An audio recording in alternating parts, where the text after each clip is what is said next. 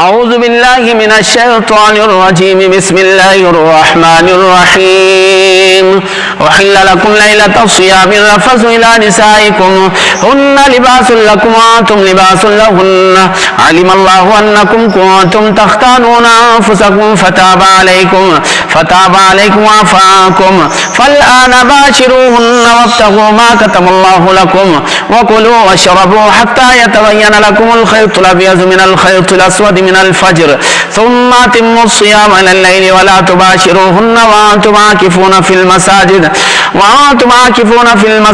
تلك حدود الله فلا تقربوها كذلك يبين الله آياته للناس لعلهم يتقون. صدق اللہ مولانا العظیم. اللہ تعالیٰ ارشاد فرماتے ہیں روزے کے رات میں تمہارے لیے اپنی بیوی سے صحبت کرنا حلال کر دیا گیا. وہ تمہارے لیے لباس کی حیثیت رکھتی ہے اور تم ان کے لیے لباس کی. اللہ تعالیٰ اس بات سے واقف ہے کہ تم اپنی ذاتوں کے ساتھ خیانت کر رہے تھے، پس اللہ تعالیٰ نے تمہاری توبہ قبول فرمائی اور تم سے درگزر فرمایا.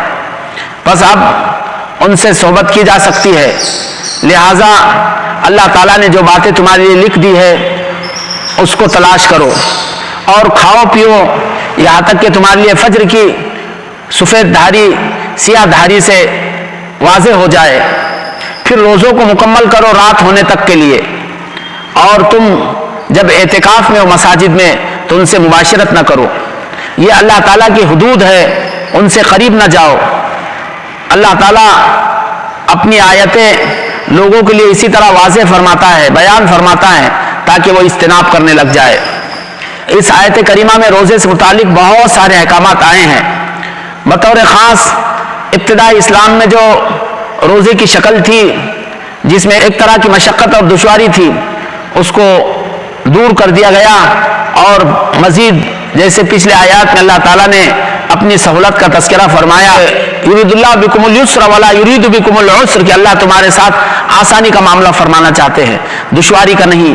تو جب روزے کی فرضیت آئی تو اس وقت ابتدا میں یہ تھا کہ روزہ افطار کرنے کے بعد کھانے پینے اور اسی طرح اپنی بیویوں سے قریب جانے کی اسی وقت تک اجازت تھی جب تک کہ عشاء کی نماز نہ پڑھ لی جائے یا پھر ایسے ہی نیند نہ لگ جائے. ایک بار عشاء کی نماز پڑھ لی اب کھانا پینا اور اپنی بیویوں سے قریب جانا حرام ہو گیا، اب روزے کی ابتدا ہو گئی. یا پھر اسی طرح جیسے آنکھ لگ گئی اب یہ تمام باتیں حرام ہو گئی، وہاں سے روزہ شروع ہو گیا. یہ چنانچہ اس کی وجہ سے بہت سارے مسائل پیش آئے. ایک صحابی قیس ابن سرمہ الانصاری رضی اللہ عنہ اپنے کھیت میں کام کرتے رہے، شام میں گھر تشریف لائے، زوج محترمہ سے کھانے کا مطالبہ کیا، انہوں نے کھانا نہ ہونے کا اظہار کیا اور پھر یہ کہا کہ آپ تشریف رکھ کے میں ابھی پڑوس سے لے کر آتی ہوں کھانا. چنانچہ وہ کھانا تلاش کرنے گئی، یہ اپنے گھر میں بیٹھے بیٹھے انتظار کرتے رہے اور ان کی آنکھ لگ گئی. جب بیوی کھانا لے کر واپس آئی تو دیکھا کہ شوہر کی آنکھ لگ چکی ہے. اس پر کہا کہ خیبتن لک، ارے تمہارے لیے ناکامی. تو پھر دوسرے دن کا روزہ رکھ لیا اور دن بھر پھر اپنے کھیت میں کام کرتے رہے، لیکن دوپہر کے وقت ان پر غشی طاری ہو گئی.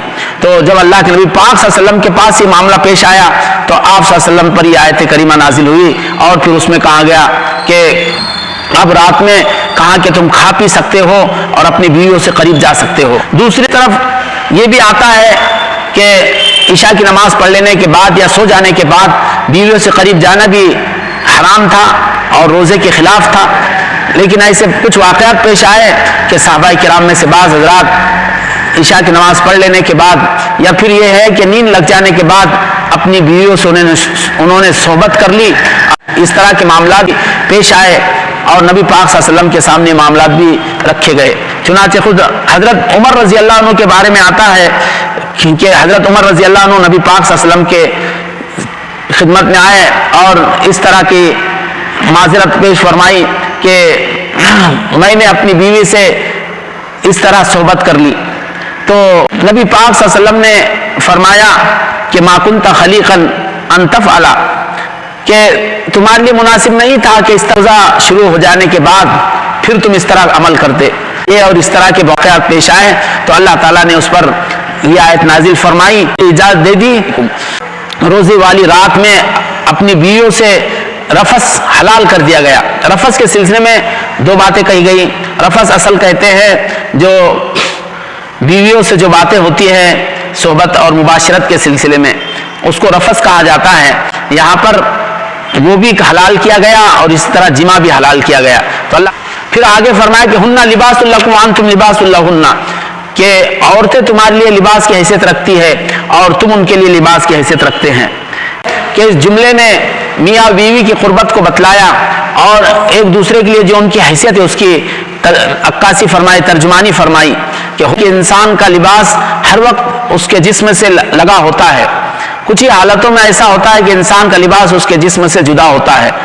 آج ویسے جانوروں کی زندگی جینے والے وہ لباس سے عاری ہو چکے ہیں، لیکن فطرت سلیمہ کے رکھنے والے یا کسی قدر جن کے اندر انسانیت ہو وہ لباس سے کبھی خالی نہیں ہوتے ہیں۔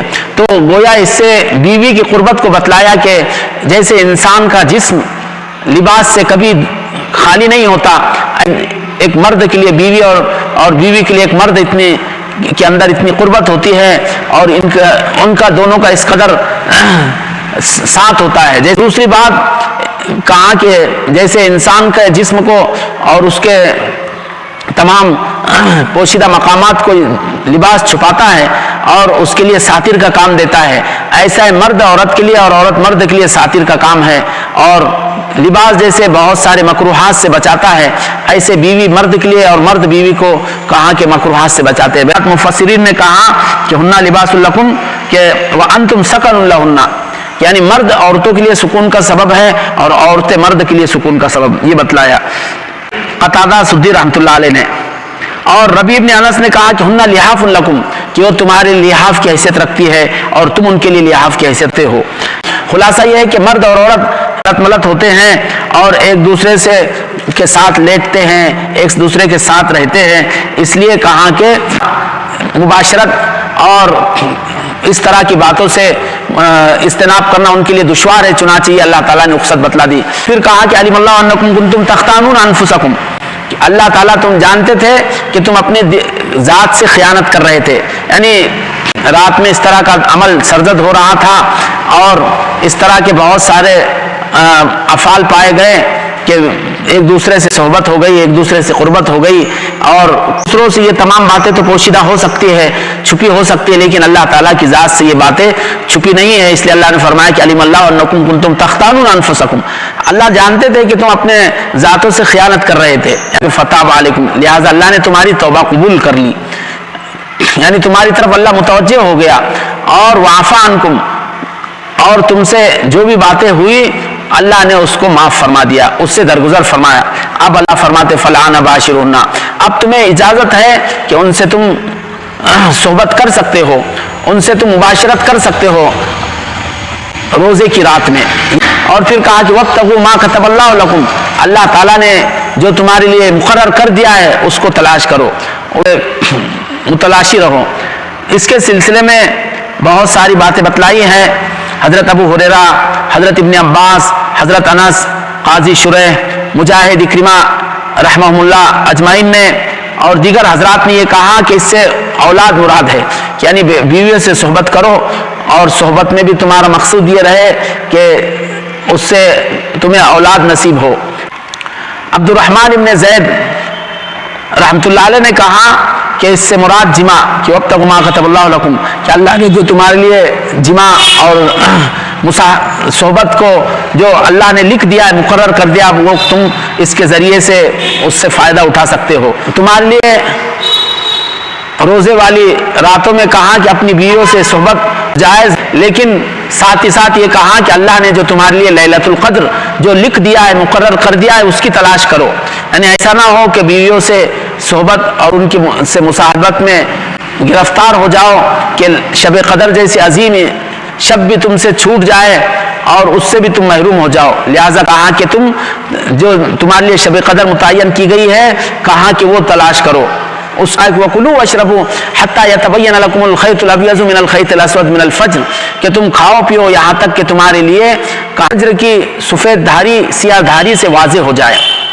ابتدا میں یہ آتا ہے کہ من الفجر کا اضافہ نہیں ہوا تھا، صرف कुलू वशरबू हत्ता यतबय्यन लकुमुल खैतुल अबयज़ु मिनल खैतिल अस्वद, इतनी आयत नाजिल हुई थी। अदी इब्न हातिम रजी अल्लाह अन्हु के बारे में आता है कि उन्होंने दो धागे, एक सफ़ेद और सियाह धागे ले लिए और अपने तकिए के नीचे रखे, सफ़ेद धागा सियाह धागे से वाज़ेह हो जाए उस वक्त तक वो खाते रहे। जब नबी पाक सल्लल्लाहु अलैहि वसल्लम के सामने ये मसला पेश किया गया तो आप सल्लल्लाहु अलैहि वसल्लम ने फरमाया कि इन्नका लअरीज़ुल क़िफ़ा, बड़ी चौड़ी बुद्धि वाले हो, किसी कदर समझने में तुमसे ना गलती हो रही है। तो इस तरह ये हुआ। फिर बाद में मिनल फज्र नाजिल हुई तो उससे लोगों ने अंदाज़ा लगाया कि फज्र की सफ़ेदी है जो रात से वाज़ेह हो जाए। अल्लाह नबी पाक सल्लल्लाहु अलैहि वसल्लम ने फरमाया कि कुलू वशरबू वला यहीदन्नकुम अस्सातिउल मुसइदु फकुलू वशरबू हत्ता यातरिज़ लकुमुल अहमर। नबी पाक सल्लल्लाहु अलैहि वसल्लम ने फरमाया कि तुम सहरी करते रहो और खाते पीते रहो और तुम्हें मशरिक के जानिब से बुलंद होने वाली और ऊपर चढ़ने वाली रोशनी तुम्हें बरंगेख्ता ना करे, यानी खाने में रुकावट ना बने। तुम खाते रहो यहाँ तक के मशरिकी जानिब में एक सुर्ख धारी ज़ाहिर हो जाए। ये अल्लाह के नबी पाक सल्लल्लाहु अलैहि वसल्लम ने इरशाद फरमाया है। इसके अलावा भी अल्लाह के नबी पाक सल्लल्लाहु अलैहि वसल्लम ने बहुत सारे हदीस में मिनल फज्र की वजाहत फरमाई है। चुनांचे इस सिलसिले में तिरमिज़ी की शरह में तोहफ़तुल अलमई में मुफ्ती सईद साहब पालनपुरी रहमतुल्लाह अलैह ने इसकी वजाहत फरमाते हुए कहा कि मिनल फज्र से सुबह सादिक मुराद है, न कि सुबह काजिब। सुबह सादिक से तकरीबन 15 मिनट पहले मशरिक़ी उफ़ुक़ पर एक रोशनी नमूदार होती है मगर उफ़ुक़ सियाह होता है। हदीस में उसको अस्सातिउल मुसइदु कहा गया, जिसके माना है लंबी होने वाली और चढ़ने वाली रोशनी, जो उफ़ुक़ से दराज होकर जो तकरीबन 10 मिनट तक बाकी रहती है। फिर उसके बाद मशरिक़ी उफ़ुक़ पर एक लाल धारी चौड़ाई में नमूदार होती है जो बतदरीज ऊपर की तरफ बढ़ती है। ये लाल धारी सफ़ेद तागा है और ऊपर जो तारीकी है वो काला तागा है। ये सुबह सादिक है। आयत में मिनल फज्र से यही मुराद है। तो खुलासा ये है मशरिक़ी जो उफ़ुक़ है, मशरिक़ी जो जानिब है, उस तरफ फैलती हुई लंबी लंबी रोशनी होती है, कुछ उसके अंदर सुर्खी सफ़ेदी होती है और ऊपर सियाही, और पूरे मशरिक़ में एक तरह से रोशनी फैल जाती है। उम्मत का मुत्तफ़िक़ा मसला है कि सहरी खाना मुस्तहब है। पाक सल्लल्लाहु अलैहि वसल्लम ने फरमाया फ़स्लु बैन सियामिन व सियामि अहलिल किताब अस्सुहूर, क्या हमारे और अहले किताब के रोज़ों के दरमियान सहरी खाने से फ़र्क होता है कि वो सहरी नहीं खाते और हम सहरी खाते हैं। एक हदीस में नबी पाक सल्लल्लाहु अलैहि वसल्लम ने फरमाया कि अस्सुहूर बरकतुन फला तदऊहु वलौ अन्ना अहदकुम तजर्रा अजुरतन मिन माइन इन्नल्लाहा व मलाइकतहु युसल्लूना अलल मुतसahhiरीन, के सहरी करो कि सहरी का खाना बरकत की चीज़ है, इस बाबरकत चीज़ को ना छोड़ो। अगर कुछ नहीं तो कहा कि एक घूंट पानी पी लो। अल्लाह ताला और उसके फरिश्ते सहरी खाने वालों के लिए रहमत की दुआएं करते हैं। तो ये सहरी की फजीलत अल्लाह के नबी पाक सल्लल्लाहु अलैहि वसल्लम से साबित है। सहर जितनी ताख़ीर से होगी उतनी फजीलत की बात है। हज़रत अबू ज़र रज़ी अल्लाह अन्हु की हदीस मुस्नद अहमद में नकल किया है कि अल्लाह के नबी पाक सल्लल्लाहु अलैहि वसल्लम ने फरमाया ला तज़ालु उम्मती बिखैरिन मा अज्जलुल इफ्तार व अख़रुस सुहूरा, मेरी उम्मत खैर पर रहेगी जब तक इफ्तार जल्दी करती रहेगी और सहर को ताख़ीर से करती रहेगी। खुद नबी पाक सल्लल्लाहु अलैहि वसल्लम का अमल आता है। हज़रत ज़ैद इब्न साबित रज़ी अल्लाह अन्हु कहते हैं कि तसहरना मा रसूलुल्लाह सल्लल्लाहु अलैहि वसल्लम सुम्मा कुमना इला सलाती क़ाला अनस कम कान बैनल अज़ान वस्सुहूरी क़ाला क़द्रु 50 आयतन। हज़रत ज़ैद इब्न साबित कहते हैं कि हमने नबी पाक सल्लल्लाहु अलैहि वसल्लम के साथ सहरी खाई और फिर उसके फ़ौरन बाद नमाज के लिए खड़े हो गए। हज़रत अनस ने पूछा कि नमाज सहरी और नमाज के दरमियान कितना फासला होता, तो कहा कि जितनी देर में 50 आयतों की तिलावत हो सकती, بس اتنا وقفہ ہوتا سحری کھانے اور ادھر نماز کے جماعت کے کھڑے ہونے میں. تو معلوم ہوگا کہ آپ صلی اللہ علیہ وسلم بالکل آخری وقت میں سحری کیا کرتے تھے، لیکن اتنی تاخیر نہ ہو کہ جس سے روزے میں شک ہو جائے. جہاں تک سحری کے وقت کا یقینی ہونے کا اندیشہ ہے وہیں تک سحری کی جائے. جہاں مشکوک حالت پائی جا رہی ہو تو اس سے پہلے سحری ختم کر لینا. تو اللہ تعالیٰ نے طلوع فجر تک کے لیے کھانے پینے کی اجازت دی، اور ایسے ہی اپنی بیویوں سے صحبت اختیار کرنے کی بھی. اس کے ضمن میں ایک مسئلہ یہ بھی آتا ہے کہ ایک آدمی اگر آخری وقت تک وہ ناپاک ہو تو وہ کہاں کہ روزے کا وقت شروع ہونے کے بعد بھی وہ غسل کر کے اس کا روزہ ہو جائے گا. ہاں لیکن اس سے پہلے کر لیے بہتر ہے. آگے اللہ تعالیٰ فرماتے ہیں ثم اتموا الصیام الی اللیل، پھر کہاں کہ رات تک کے لیے اپنا روزہ مکمل کر لو. یعنی لا تباشروہن وانتم عاکفون فی المساجد، کہ تم عورتوں سے مباشرت نہ کرو جبکہ تم مسجدوں میں اعتکاف کر رہے ہو. اعتکاف کے لغوی معنی دیا ہے اہل علم حضرات نے کہ ملازمۃ المرء للشیء وحبس نفسہ علیہ، کہ آدمی کا کسی چیز کو لازم پکڑنا اور اپنے ذات کو اس پر مقید کر دینا.